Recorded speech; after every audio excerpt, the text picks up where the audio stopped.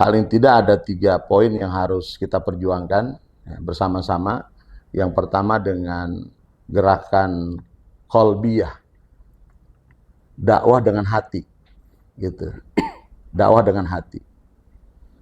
Anak-anak kecil, kemudian para remaja disentuh, bukan hanya narasi, bukan hanya retorika, diberikan pemahaman, ya bahwa kalau kalian dari sekarang sudah biasa ke masjid, nanti sampai tua kamu akan jadi orang-orang yang cinta dengan masjid.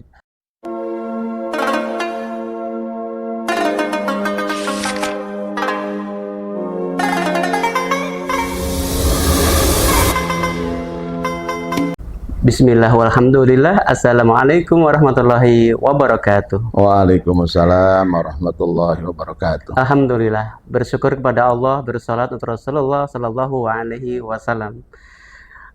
Pemirsa TV MUI Kota Depok, hari ini kita berjumpa kembali di acara podcast Bincang Ulama di TV MUI Kota Depok. Hari ini saya sebagai host, maka saya bersama Bapak Kiai Haji Ahmad Fahrudin Murodi, beliau sebagai Ketua Komisi Dakwah MUI Kota Depok. Izin saya menyapa beliau. Assalamualaikum Pak Yai. Waalaikumsalam warahmatullahi wabarakatuh. Pak Yai sehat ya? Alhamdulillah. Baik. Pemirsa dan juga Pak Yai, bahwasanya di masyarakat kita ini banyak sekali masjid-masjid yang megah. Banyak sekali masjid-masjid yang dibangun, mereka seakan berlomba-lomba untuk kemegahan sebuah masjid.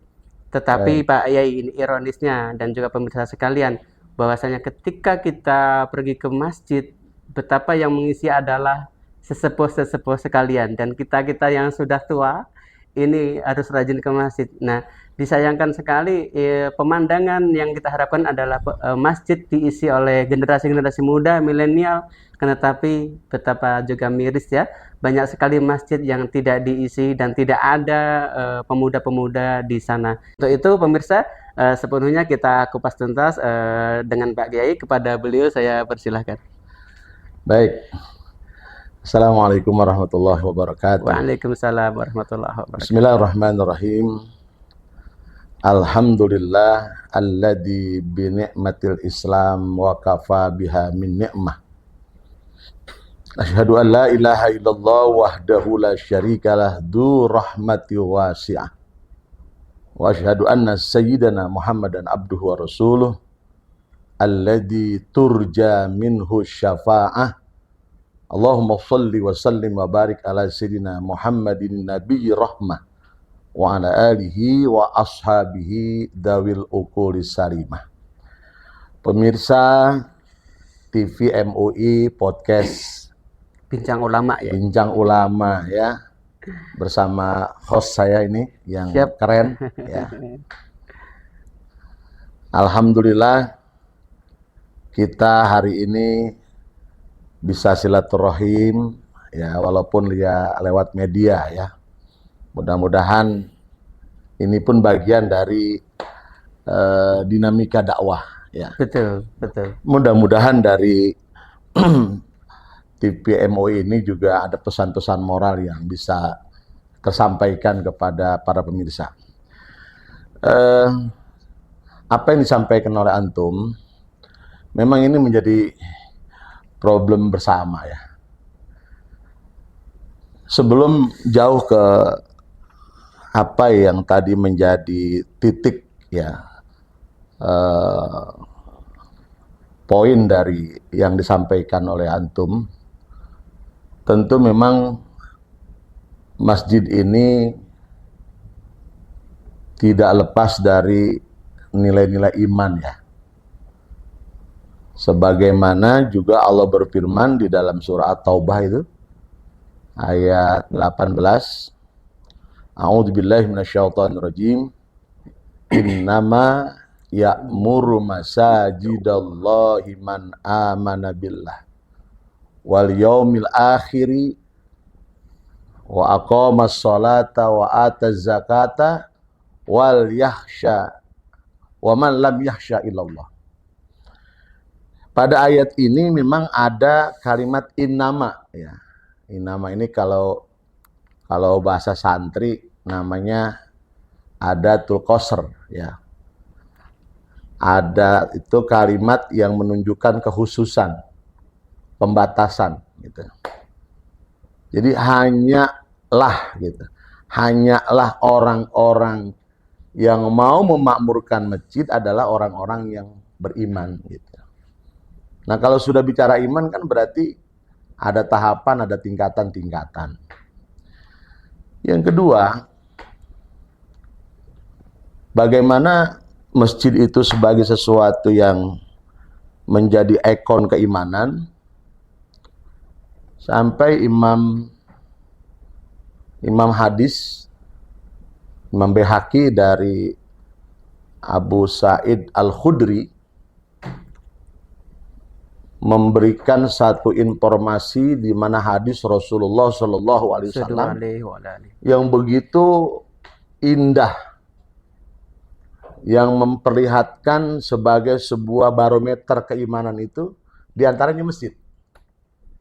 Ya, Rasulullah Shallallahu Alaihi Wasallam di dalam hadisnya kurang lebih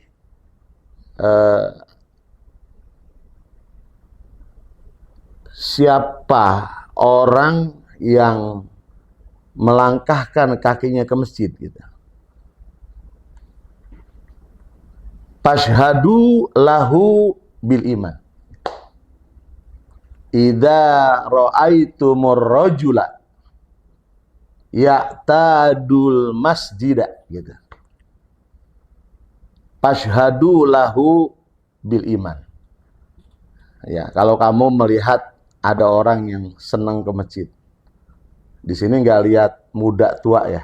Betul. Mau tua, mau muda, siapa aja orangnya. Nah, dia demen ke masjid, dia senang ke masjid, nggak ada beban, senang aja menikmati ya. Dan semata-mata karena ibadah kepada Allah, Nabi katakan fashhadu lahu, ya. Saksikan orang itu bahwa dia memiliki kadar keimanan yang tidak diragukan. Masya Allah. Iya. Jadi tadi ada irisan nih dari ayat At-Taubah 18 dengan semacam irisan yang kuat dari Rasulullah. Jadi memang barometernya adalah iman, gitu. Nah, satu hadis yang kedua lah. Jadi saya sampaikan hari ini satu ayat Al-Quran dan dua hadis. Nah, tapi sebaliknya, yang tadi antum sampaikan, ini pemirsa TV MUI Kota Depok yang berbahagia, dari satu Al-Quran tadi, dari satu ayat Al-Quran tadi dengan satu hadis tadi sudah cukup memberikan satu khobar yang sangat baik buat kita. Tetapi di satu sisi yang tadi antum sampaikan itu justru termasuk alamat kiamat itu. Allah. Demikian ya? Iya. Alamat sa'ah itu. Allah, iya. Ya. Ngeri. Satu hadis Rasulullah Sallallahu Alaihi Wasallam yang diriwayatkan oleh Ibnu Huzaimah. Rasulullah Sallallahu Alaihi Wasallam menyampaikan hadisnya itu. Ya'ti ala ummati zamanun. Ya. Akan datang satu zaman kepada umatku, kata Rasulullah. Ya. Di mana orang membangun masjid, ya, bermegah-megahan. Wala ya'murunaha illa qalila. Tetapi yang memakmurkan itu masjid kecuali sedikit. Nah, dari hadis ini tentu berbicara secara umum, ya. Karena berbicaranya kategorinya katalah iman, apakah mereka yang tua, apakah yang remaja, apakah yang muda gitu. Tetapi ini merupakan satu alamat, kalau kita menyebutnya musibah nih, musibah ini. Insyaallah, musibah. Ya, di satu sisi kategori dan ukuran beriman adalah memakmurkan, tapi dari satu sisi mereka berlomba, ya tabahuna gitu, ya tabahuna bil masajid gitu. Mereka membangun bangunan yang mewah, yang megah, ya. Bahkan akhirnya menjadi objek wisata ya. Oh, betul loh ya. Ada fenomena demikian. Itu terjadi seperti itu. Nah, kata Nabi, wala ya'muruna ya illa qalila. Nah, dan tidak ada yang memakmurkan itu masjid kecuali sedikit. Nah, jadi sudah diakui sama Rasulullah dari lebih dari 14 abad yang lalu. Nah, pertanyaannya kenapa ini? Gitu. Ya. Betul. Nah, jadi yang pertama tentu memang kadar keimanan. Yang kedua, tidak juga sebetulnya ya, kalau kemudian yang muda jarang ke masjid, yang tua-tua rajin, nggak juga. Gitu. Kadang-kadang yang tua juga banyak yang badar ke masjid. Kembali ke kadar iman Padahal, berarti ya. padahal yang bagus kan, ya yang tua kapan lagi gitu. Nah, oke. Ya, jadi kalau memang obrolan kita terkait dengan kalangan muda, ya memang ini seiring dengan apa yang disampaikan sama Nabi tadi, kemudian juga seiring dengan zaman yang berkembang. Oleh karena itu, yang pertama, penanaman keimanan. Saya sepakat ya, kalau kemudian anak-anak usia kecil itu dibawa ke masjid nggak apa-apa. Oh, bagus, bagus, bagus. Ini kaderisasi sebetulnya. Penting. Gitu. Tinggal kan caranya gitu. Misalnya si bapak ini bawa anak gitu ya. Ya dia nanti sholatnya mungkin agak di belakang ya, biar nggak terganggu yang lain. Dibimbing gitu kan. Satu itu. Nah, jadi penanaman awal generasi untuk cinta masjid, nggak apa-apa, anak-anak dibawa ke musola, ke masjid gitu. Nah, ini kadang-kadang yang suka rese, kalau bahasa Sawangan itu, merebotnya atau DKM-nya kadang-kadang ngelarang. Gitu. Siap, Pak Yai, betul. Jadi memang itu fenomena di masyarakat kita ya. Yang menjadi yang menggelitik hati saya sebenarnya Pak Yai, bahwasanya saat ini pemuda itu kalau di Depok mungkin ribuan ya, ribuan. Untuk ukuran usia remaja SMP sampai SMA, prakuliah itu banyak sekali. Pertanyaannya ketika azan salat mereka ada di mana? Betul. Tidak segera mengunjungi masjid. Apakah mereka asik dengan gadgetnya? Atau jangan-jangan kadar imannya ini belum terbangun? Iya, baik. Jadi saya mencoba bahwa tahapannya pertama agar kita mampu mengembalikan fungsi masjid yang bisa dinikmati dan diramaikan oleh generasi-generasi muda. Nah, yang pertama penanaman akidah, penanaman keimanan itu bisa dari sejak dini ya, dengan kita bawa ke masjid. Tapi kita komunikasikan anak kita gitu. Nah, kemudian kita sebagai pengurus masjid ya jangan juga kemudian ada bahasa ngusir lah, ada bahasa kamu anak kecil segala macam, itu juga jangan. Yang kedua ya tentu pengurus masjid harus punya program. Harus ada program. Misalnya kalau berbicara pengajian Kalau bicara pengajian misalnya, bagaimana si asatid ini atau si juru dakwah ini juga bisa memberikan tema-tema yang bisa membuat generasi muda itu senang ya, senang, nyaman gitu ya. Jadi tidak kaku ya, apalagi menghukumi gitu kan. Anak muda dihukumi kan bukannya manut dia ya. Ngelawan bisa kalau zaman sekarang, kan bisa kabur gitu. Nah, kemudian di luar itu tentu memang ya dampak media ini luar biasa ya, luar biasa. Ya, mereka sekarang ini sedang dalam keadaan yang semacam itu, yang zamannya beda dengan kita.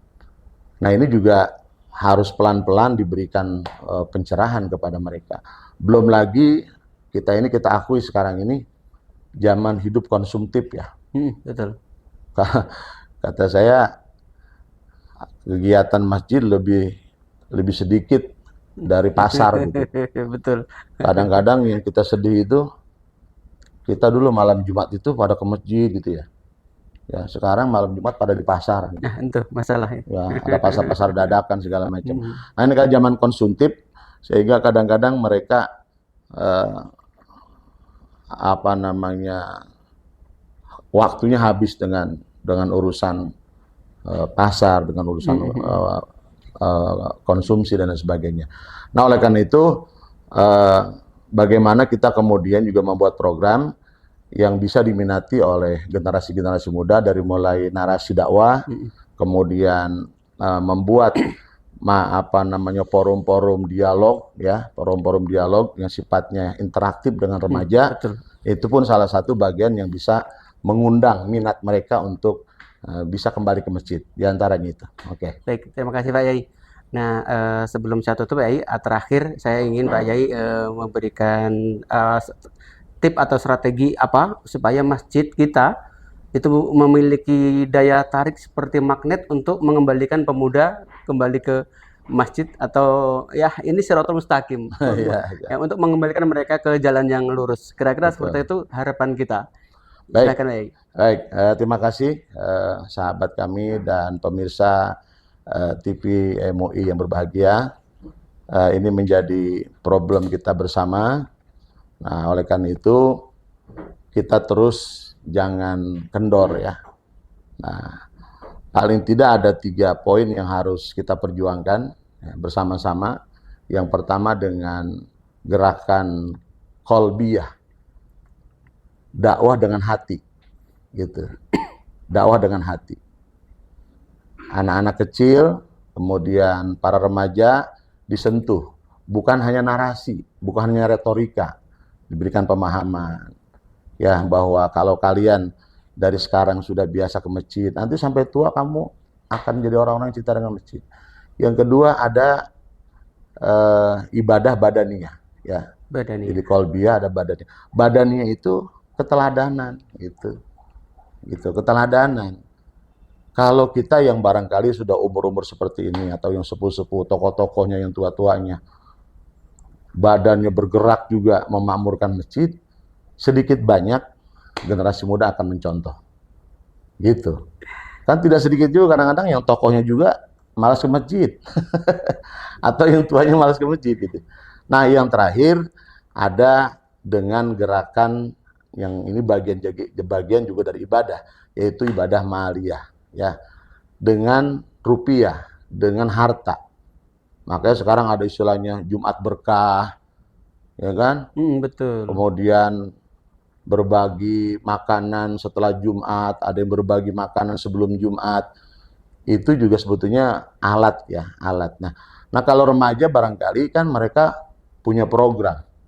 Programnya kadang-kadang tidak lepas dari anggaran, gitu. Kalau anak muda dikumpulkan, dia bikin program, masjidnya memberikan anggaran, itu salah satu solusi juga. Betul, bisa. Nah, kadang-kadang kita kumpulin, ayo kamu bikin program. Dananya mana Pak? Gitu. Nggak ada dananya. Akhirnya collab juga akhirnya.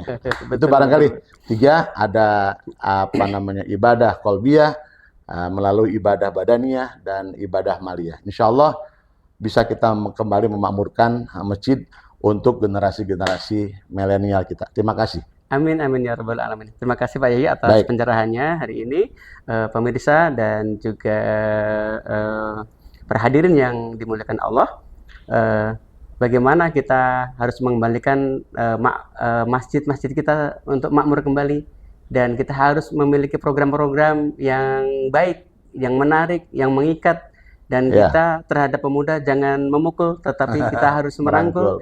Dan juga untuk para orang tua, yuk sama-sama kita bina anak-anak kita, pemuda-pemuda kita untuk menjadi generasi milenial muslim yang dekat dengan masjid. Nah, mudah-mudahan dengan demikian kita sama-sama memakmurkan masjid, sehingga pemuda kita dan kita semuanya terhindar dari api neraka, ku anfusakum wa ahlikum nara. Nah, ini menjadi misi dakwah kita. Semoga kita diselamatkan oleh Allah Subhanahu wa taala dengan cara mencintai masjid-masjid kita. Kita kembalikan pemuda kepada masjid. Barakallahu fikum ajmain. Terima kasih Pak Yai. Sama-sama. Pemirsa, terima kasih banyak atas atensinya. Usikum wa nafsi bittaqwallah wa ta'atihi la'alakum turhamun. Assalamualaikum warahmatullahi wabarakatuh. Waalaikumsalam warahmatullahi wabarakatuh. Terima kasih Pak Yai. Siap, sama-sama.